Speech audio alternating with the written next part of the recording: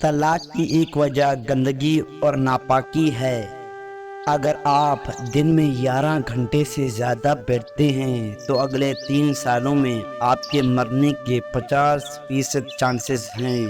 اگر آپ چھینک کو دبانے کی کوشش کریں گے تو آپ کے سر یا گردن میں خون کی نالی پھٹ سکتی ہے اور آپ مر سکتے ہیں۔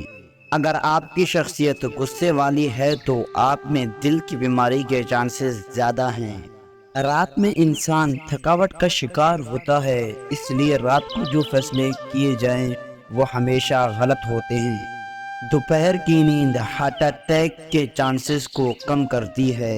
خوبصورتی نیند کے دوران پیدا ہوتی ہے، کیوں نہ کہ نیند گندگی سے خراب ہوئی اسکن کو ٹھیک کرتی ہے اور نئی اسکن پیدا ہوتی ہے۔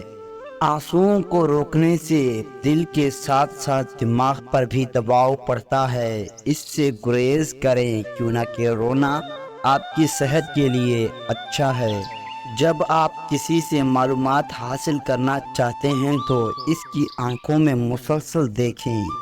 شہد وہ واحد خوراک ہے جو کبھی خراب نہیں ہوتا۔ ریسرچ سے یہ ثابت ہوا ہے کہ ہنسنے سے وزن کم کرنے میں بہت مدد ملتی ہے۔ صبح ایک سیب آپ کو چائے کے مقابلے میں زیادہ بیدار کرتا ہے۔ تکیے کے بغیر سونے سے کمر کا درد کم ہوتا ہے اور ریڑھ کی ہڈی مضبوط رہتی ہے۔ بہت زیادہ غصہ ہارٹ اٹیک یا فالج کا باعث بن سکتا ہے، کیوں نہ کہ غصے میں رگوں پر پریشر پڑ جاتا ہے۔ اپنے خوف کا سامنا کرنے کے بعد انسانی خوشی محسوس کرتا ہے۔ خواتینوں کے لیے مرد کی اسمائل شکل سے زیادہ اہمیت رکھتی ہے۔ اگر کوئی شخص کم بات کرتا ہے لیکن جلدی بولتا ہے تو وہ کچھ چھپا رہا ہے۔ سب سے زیادہ تیزی سے وزن بڑھانے والی چیز آلو کی چپس ہے۔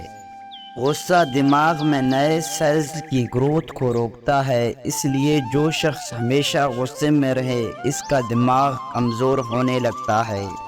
زیادہ ہنسنے والے لوگ کم ہنسنے والوں کے مقابلے میں زیادہ صحت مند ہوتے ہیں۔